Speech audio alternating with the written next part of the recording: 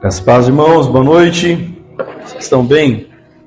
Que honra, que alegria estar com vocês. Convido você a pegar a sua Bíblia, vamos abrir 1 João.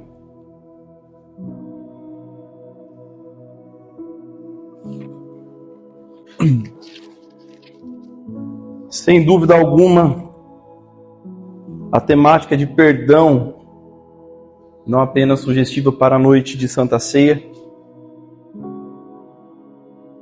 mas é assunto primordial para a vida de todo crente. Porque o perdão, do qual nós precisamos exercê-lo como uma ordenança do Senhor, é resultado de uma obra que um dia você também foi alvo. O perdão, ele vai ser resultado de uma vida de alguém que foi perdoado. Lucas 7 fala daquele relato daquela mulher pecadora que entrou os pés de Jesus. Houve aquele questionamento por parte dos discípulos, aquelas pessoas que estavam presenciando aquilo. E a conclusão que Jesus deixou como um ensino para todos que estavam ali é que aquele que foi muito perdoado, o resultado do perdão vai ser a manifestação desse amor.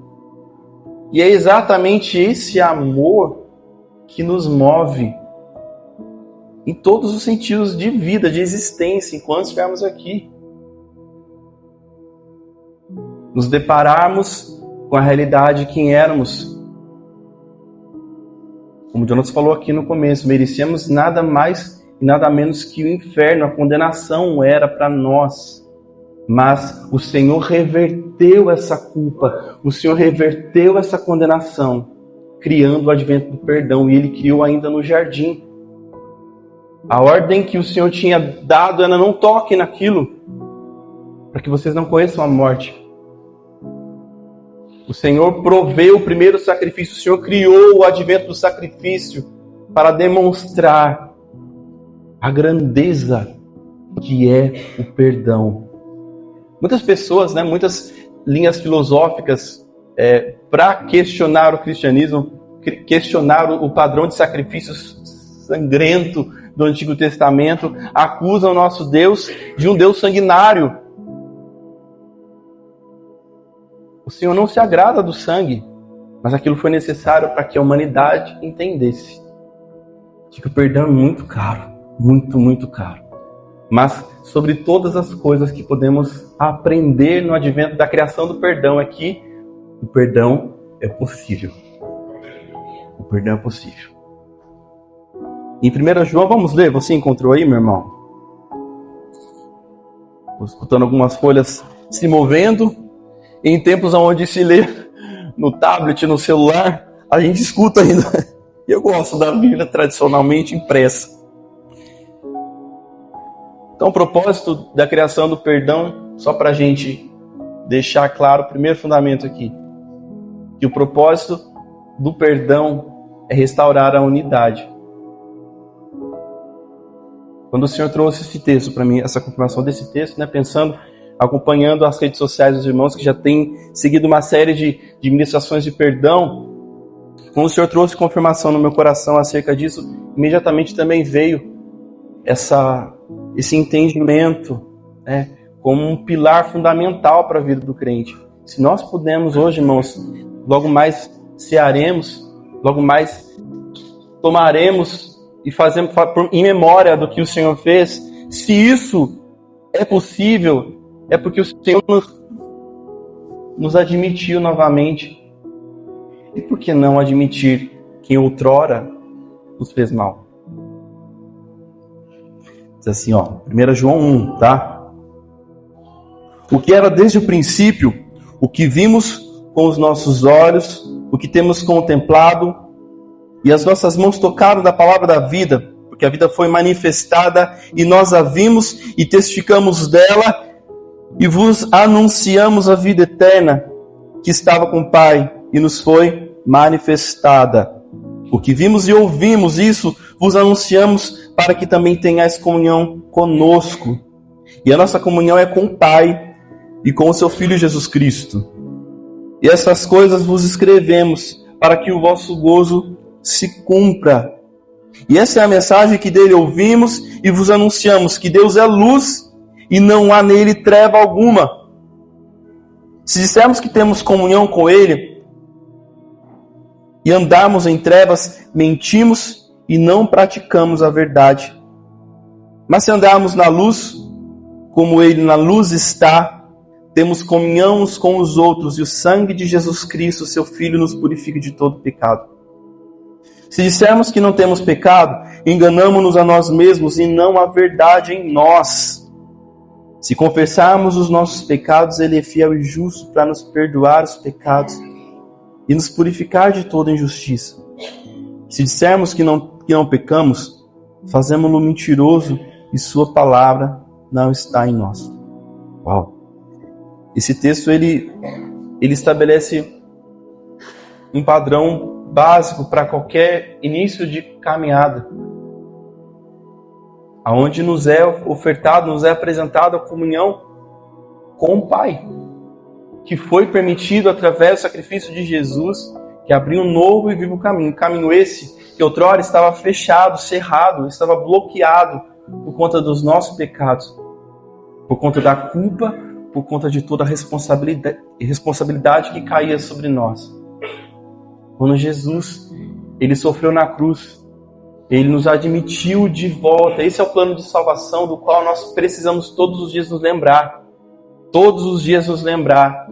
E através dessa obra anunciarmos o que o Senhor fez. Só que nem sempre vai ser fácil. Amar quem afasta de ser amado. Amar quem nos faz o bem é muito simples. E o desafio do cristianismo é exatamente esse: amarmos quem nos prejudica, amarmos quem nos maldiz. A palavra do Senhor diz assim, que o Senhor prova o seu amor, entregando o seu Filho enquanto nós ainda éramos pecadores. Ou seja, o Senhor se anteviu de uma presciência que lhe confere por sua onisciência, de que muitos não aceitariam, muitos o rejeitariam, muitos desprezariam. Mas na sua presciência ele já fez. Ele se anteviu e ofereceu para nós, mesmo quando nós ainda estávamos perdidos no pecado. Olha que voto de amor, de graça e de misericórdia, sabendo que muitos não viriam. O beneplácito de termos entendido um dia o amor do Senhor, o grito de amor da cruz, de lá da cruz, ecoou esse chamamento que te alcançou um dia, meu irmão. Não feche seu coração para se lembrar todos os dias dessa obra e anunciar através de manifestação do amor. E como nós falávamos, amar quem é fácil de ser amado não é um desafio. O desafio está em nós entendermos que tem pessoas que são difíceis de ser amadas. Talvez eu seja uma pessoa... Perdão, desculpa, bati aqui. Estou me habituando. Depois a live vai ficar estranha. Perdão, irmãos. Perdão quem está assistindo, que vai assistir depois. Entendermos, exercermos esse amor para quem muitas vezes nos maltratou tanto, nos abandonou, nos feriu, nos magoou, nos arremete exatamente para aquilo que Jesus sofreu. A gente vê o apóstolo Paulo, quando ele escreve lá as cartas de 1ª e 2ª Timóteo, em especial a 2ª carta, provavelmente os registros históricos evidenciam que foi sua última carta que ele escreveu. E o teor da carta é um encorajamento para um jovem pastor. E na recomendação, nos pedidos de Paulo, ele pedia oração, ele pedia provimentos. Alguém que estava preso, que estava prestes a morrer. E olha a condição de um homem que veio de uma linhagem teológica, ele tinha uma linhagem de poder aquisitivo, ele tinha reputação. E ele estava morrendo como? Ele estava morrendo sozinho, necessitado. De igual modo, Jesus também na cruz morreu ali, sozinho, carregando o peso de todo o pecado, carregando o peso de toda a humanidade. Por que eu estou fazendo referência dessas duas mortes, de tantos outros homens, para falar que a vida no reino, ela vai custar alguma coisa para você. Ela precisa custar algo para nós. Quando nós lemos Mateus 5, quando ali referendaram todo o tratado das bem-aventuranças, estabelece ali que sofrer por causa do Senhor é uma honra. E muitas vezes, para que você consiga perdoar, vai te custar muito. E toda vez que você se deparar com uma situação, irmão, minha irmã, em que você fala, eu não precisava passar por isso. Eu não fiz nada para merecer tamanha situação. Porque o nosso senso de justiça muitas vezes vai nos indicar esse raciocínio. E aí, toda vez que você pensar isso, eu convido você a se lembrar, Jesus também não precisava. Jesus também não precisava, mas existia uma determinação, existia uma missão. E para o crente, nós precisamos ter um lema. Sabe qual é o lema do crente? Missão dada é missão cumprida. E às vezes a missão vai ser cumprida mesmo. Vai ser longa, vai ser extensa, vai ser árdua. Mas vale a pena. Vale a pena quando nós sofremos e padecermos, fomos acusados, levantarem mentiras, sofremos punições e até mesmo açoites. Na nossa nação parece absurdo falar, mas você sabia que existe uma média de 4.500 pessoas por ano morrem em campos missionários? Nós estamos falando de pastores, pastoras, estamos falando de filhos de missionários que estão em campos missionários. Eles não estão morrendo de causa natural. Eles estão morrendo porque eles estão sendo assassinados por regimes que perseguem cristãos. O que faz uma pessoa, né? Sair da sua vida cômoda, da sua vida. Quando eu falo cômoda, eu estou ofendendo a mim nem a você, meu irmão, por favor. Mas estou promovendo realmente uma reflexão acerca de pessoas que vivem um evangelho muito radical, um evangelho 360, 5.0. Eles abdicaram de tantos sonhos, do qual talvez às vezes eu não esteja disposto, talvez você não esteja disposto. Eles estão lá, fazendo uma obra, servindo pessoas que estão perseguindo, maltratando, maldizendo, e eles estão ali amando em serviço. Porque eu gostaria que você, por favor, entendesse isso essa noite. Em nome de Jesus. Que o perdão é um serviço de amor que nós fazemos ao corpo. E exercer esse amor para quem está aqui congregando, quem vai tomar Santa Ceia com você, é uma ordenança e vai testificar a sua humildade, a sua mansidão, da qual Jesus disse que deveríamos aprender dele, né? Ser de manso e humilde como eu sou. Mas quando exercemos o perdão para aqueles que não conhecem o Senhor, nós estamos pregando para elas. E talvez, meu irmão, a única Bíblia que essa pessoa vai ler vai ser a sua vida. E que Bíblia que você está apresentando para ela, através da sua atitude, através do seu ato, através da sua humildade.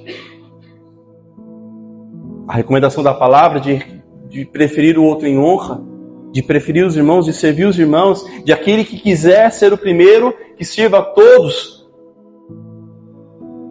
Como servir?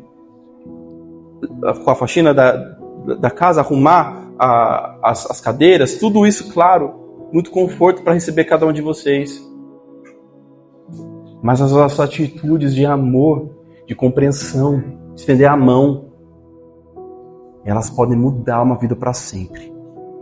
E talvez um coração orgulhoso, que sempre se deparou, que foi obrigado de repente pela vida, por situações da qual muitas vezes o inimigo até se apropria para causar, para tumultuar e tornar uma pessoa orgulhosa, quando ela se depara com uma pessoa humilde como você, ela cai de cara no chão. E ela é testificada, ela é impactada, não pela sua atitude, mas pelo Deus que está em você e que vai se manifestar quando você renega o seu coração, quando você renega a sua vontade, sua carnalidade, que quer gritar, que quer partir para a imposição de mãos. Nossa carnalidade muitas vezes vai falar isso. Aliás, está em Mateus, vamos ler também Mateus 5:43. Será que a gente pode voltar lá? Botar alguns livros aí.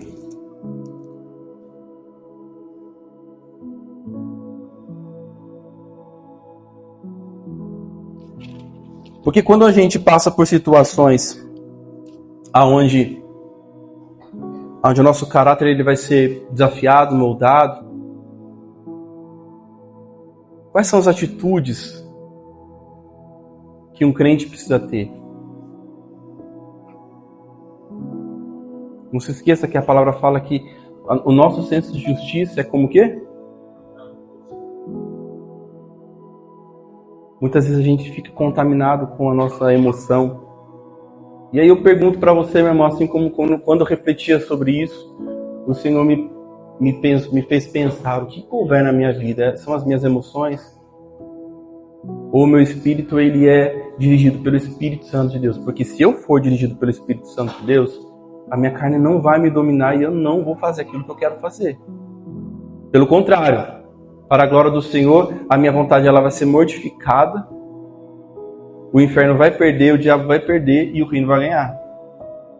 Mas se eu permito por um instantezinho, se eu me dou essa concessão por um instante, muita coisa ruim pode acontecer, pode abalar relações, pode abalar alianças. E sabe aquela história das técnicas de negociação de ganha-perde, perde-ganha, perde-perde, sabe aquilo? Quero falar uma coisa para você. No reino, seja o primeiro a perder. Por amor de Jesus, seja o primeiro a dizer, eis-me aqui. Você sabe o quanto que isso testifica Jesus, o quanto isso evidencia Jesus, o quanto isso anuncia Jesus. Mateus 5:43 diz assim, ouviste que foi dito isso, amarás o teu próximo e aborrecerás o teu inimigo. Eu, porém, vos digo, amai os vossos inimigos, bendizei os que te maldizem e fazei bem aos que te odeiam e orai pelos que te maltratam e te perseguem. Quantos conseguem fazer isso? Não levanta a mão, cuidado. É muito difícil aqui, meu irmão. Mas é possível. Isso quer dizer que se a gente tentar na nossa força, por um instinto de boa vontade, talvez por um tempo eu consiga me conter e fazer conforme a palavra fala. Mas se não houver uma modificação, eu não vou conseguir manter isso por muito tempo. O Evangelho, aprenda uma coisa, o Evangelho não é para atores. Não é. Ninguém consegue manter o personagem por muito tempo. Por isso é muito importante nós sermos honestos com aquilo que a gente está sentindo. A palavra recomenda que quando a gente está por um processo de tentação, e às vezes esse processo de rancor, de ressentimento, ele vai ser um processo de tentação. E o que a palavra fala acerca dessas coisas? Para confessarmos as nossas dificuldades ao Senhor para obtermos perdão e ao nosso irmão para obtermos cura. O que acontece é que muitas vezes a mágoa, e assim, só para fazer uma pequena alusão aqui, mágoa é uma má água. Se tomar uma água podre, vai dar ruim, né? Já entendeu? Mágoa é isso. William Shakespeare ele fala assim, né? Quer dizer, atribui-se a ele uma frase que diz assim: não perdoar ou guardar rancor, tem várias variações. É o mesmo que tomar veneno e esperar que o agressor morra. Interessante essa colocação, isso faz tanto sentido dentro do que a gente está pensando, comentando aqui hoje. Porque muitas vezes a gente, por preciosismo da nossa parte, por arrogância, por orgulho do nosso coração, nós mantemos um ressentimento, que ressentimento também tem um detalhe nessa palavra, ressentir. Re é um prefixo de repetição, ou seja, sentir de novo. E sabe uma coisa? Que no original do grego tem duas palavras que são referidas, né, para perdão. E a primeira delas é apiene, que significa deixar de lado. E apolou, que significa libertar e colocar em liberdade. Com isso eu queria refletir com você que o perdão, ele não é um sentimento. Porque se você esperar vontade de perdoar, você nunca vai perdoar. Mas se você decidir, vai virar uma chavinha dentro de você e você vai talvez deixar de lado, talvez abrir uma porta de prisão, né? São duas palavras aí que são utilizadas no grego para falar do perdão, que foi traduzido como perdão simplesmente para nós aqui, na nossa Bíblia, nas traduções que temos na nossa língua. Seja qual for, seja você acontecer alguma coisa, você deixar de lado, ou seja, você não trazer o ressentimento, você não ressentir uma mágoa, ressentir uma coisa que foi agressiva, uma coisa que foi de chateação. E talvez algumas coisas elas realmente entram dentro da gente, perdão. Elas entram dentro da gente e elas querem fazer morada dentro de nós. E passam-se os anos e a gente está aquela mesma pessoa, ressentida, magoada. E sabe o que acontece? Quando nós mantemos essas coisas aprisionadas dentro de nós, nós criamos uma fortaleza.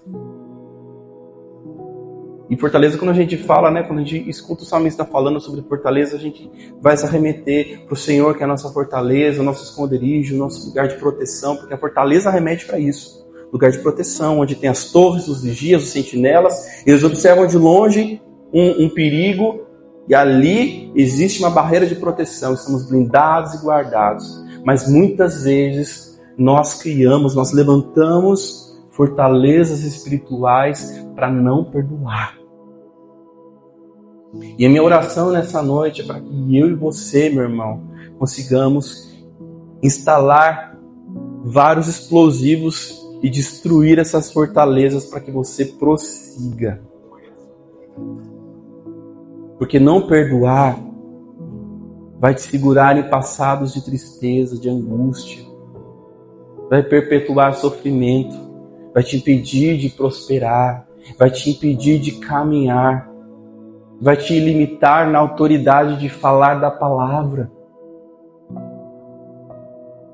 O não perdoar, ele te limita de viver a plenitude. Sabe o que a palavra fala sobre ter uma vida abundante? O perdão, a falta do perdão, o rancor, a angústia, o ressentimento, ela vai te impedir de viver plenamente.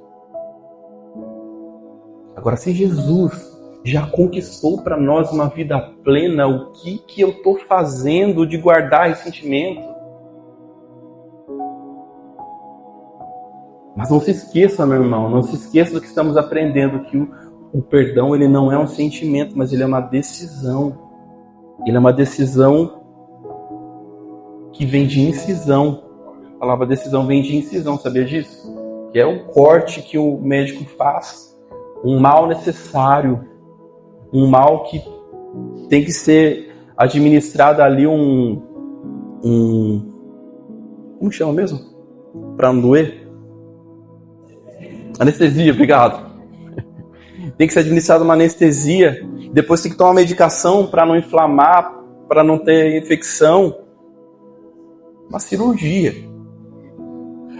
O perdão é uma decisão dessa grandeza, desse tamanho. Mas não se esqueça, meu irmão. O imperdoável na sua vida foi perdoado. Você foi alcançado? Todos nós somos alcançados, mas nós merecemos o inferno. A condenação já estava certa. O inferno já estava aberto para a gente. Jesus desceu lá, tomou a chave da mão do inimigo e te colocou aqui. Ele te transportou do reino das trevas para o reino do Filho do seu amor. O resultado de uma vida perdoada é perdoar também. O resultado numa vida que foi amada é amar também. E talvez eu falando para você aqui, você fala, Mateus, então acho que você tá tudo certo, né? Que vida fácil para você falar bonitinho. Não, irmão, não é. Da mesma forma como que eu sei que você eventualmente também tenha tido muitas questões onde o seu cristianismo nesse aspecto ele foi desafiado, de repente ele vem sendo desafiado por tantos anos, talvez décadas. Mas eu quero te lembrar e vou falar de novo. Perdoar é possível. E tudo começa com o coração que se prostra humildemente diante do Senhor. Que alguma coisa assim que acontecer aqui na nossa mente. Eu gostaria de convidar você agora a abrir sua Bíblia em 1 Coríntios. 2 Coríntios, irmãos, falei errado. Capítulo número 10. Nós vamos ler do 3 ao 5.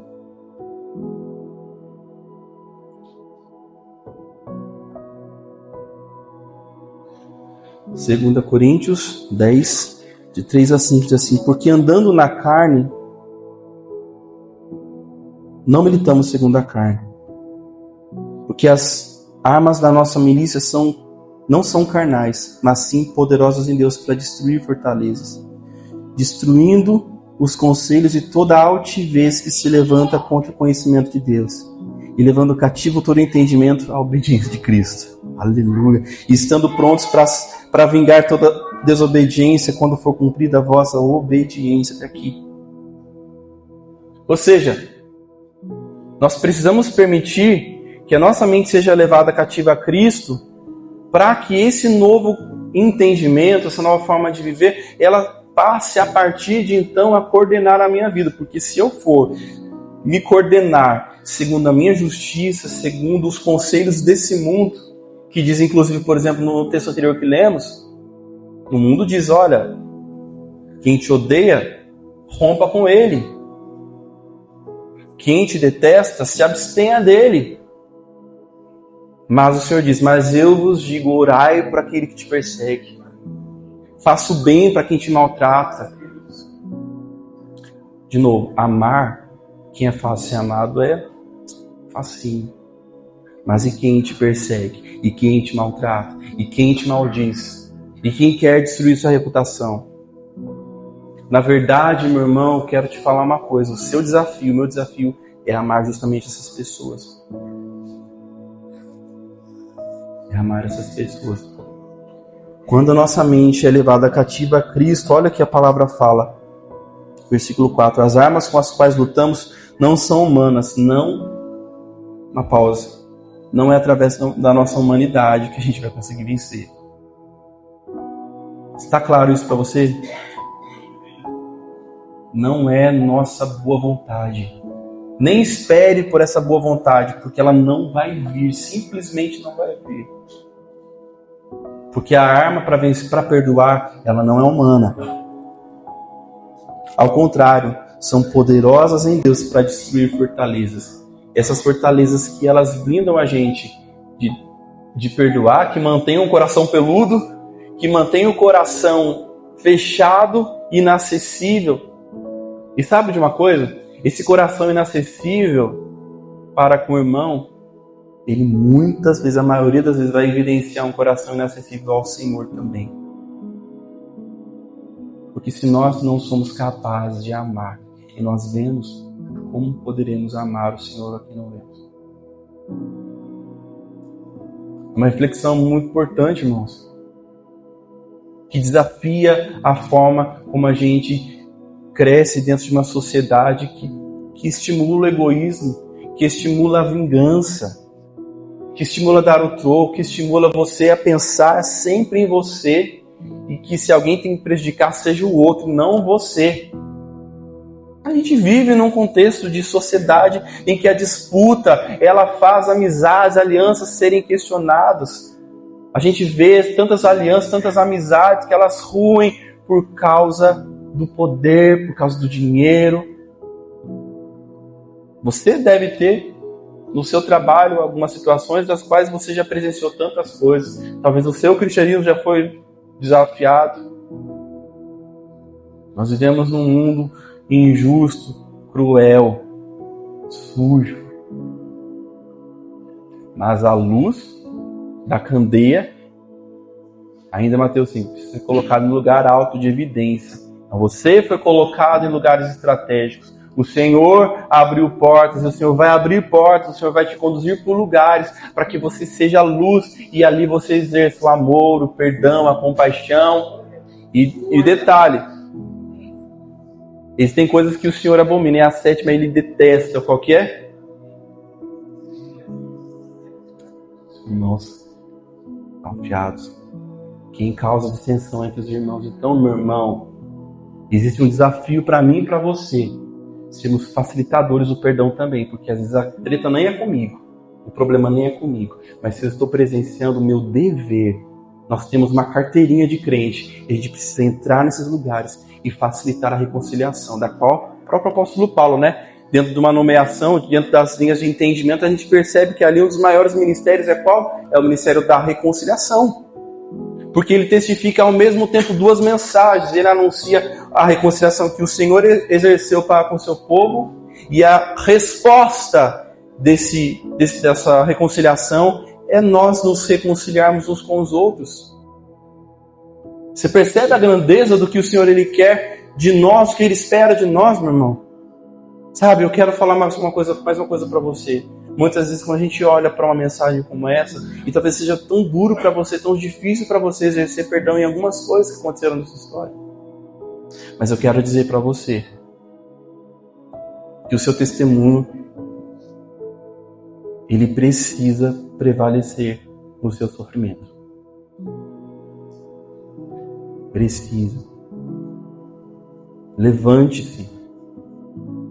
Não deixe o sofrimento, não deixe a impunidade, não deixe essas coisas que te magoaram, elas serem maiores que a sua fé, que a sua força de vencer, de se levantar diante do Senhor.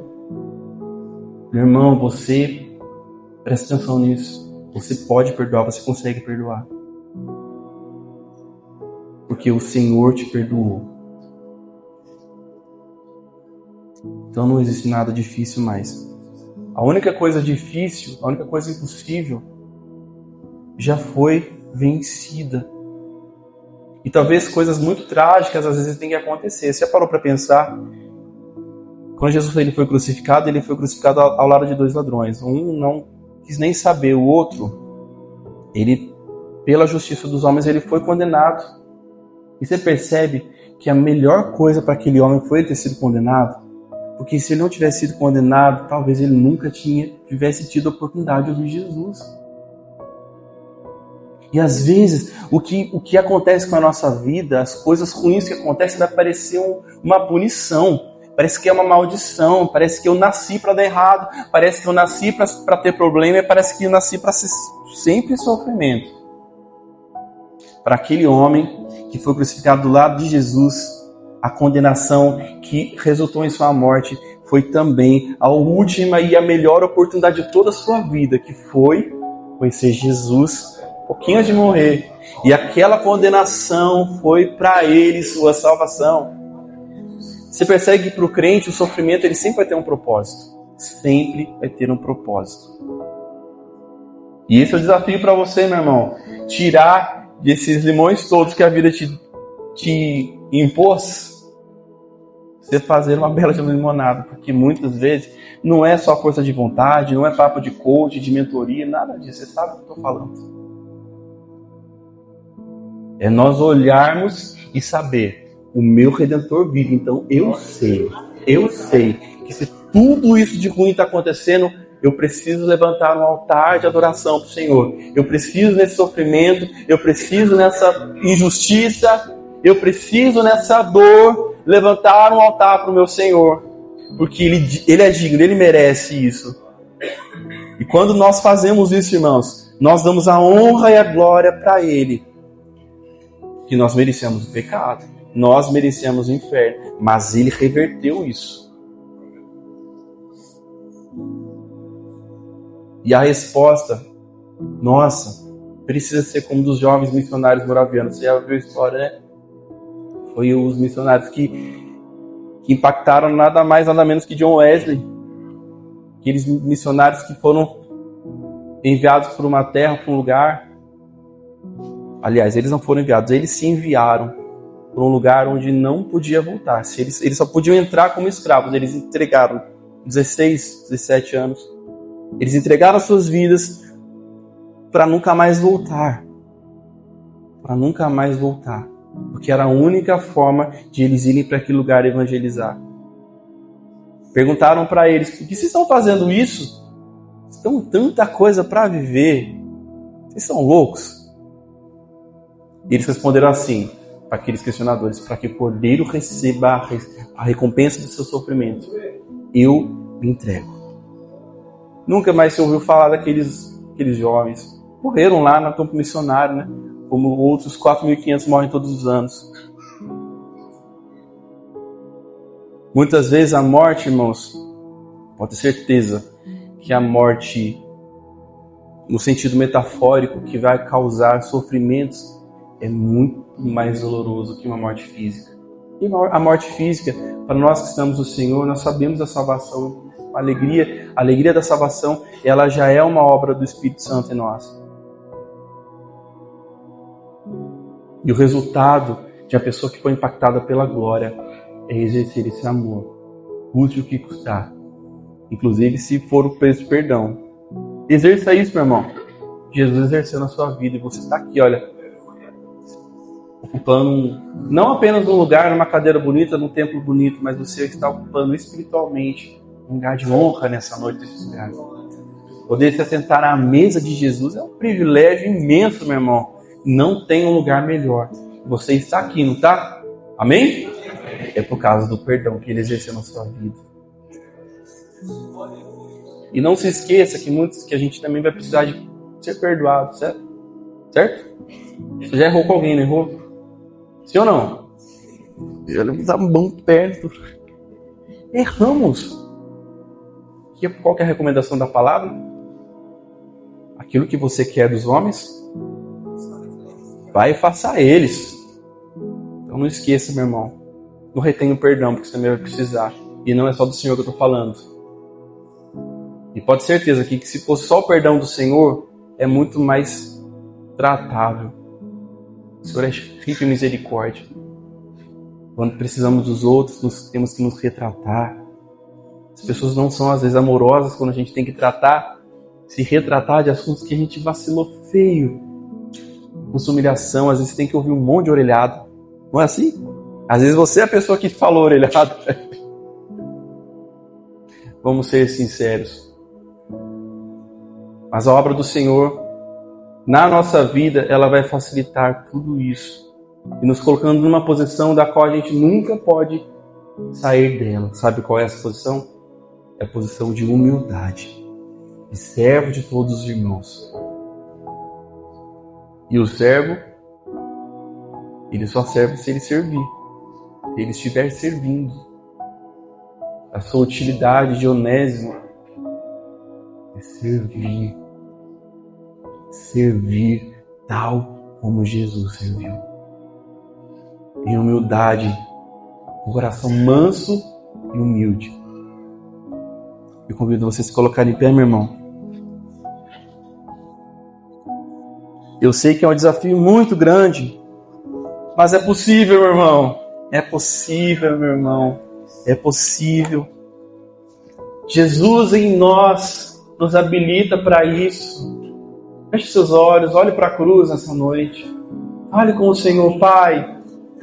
Nós colocamos as nossas dificuldades diante do Senhor, Pai. Nós somos falhos, fracos, pobres, cegos e nus. Nós precisamos do Senhor. Nós precisamos nos lembrar do perdão que o Senhor exerceu por nós na cruz.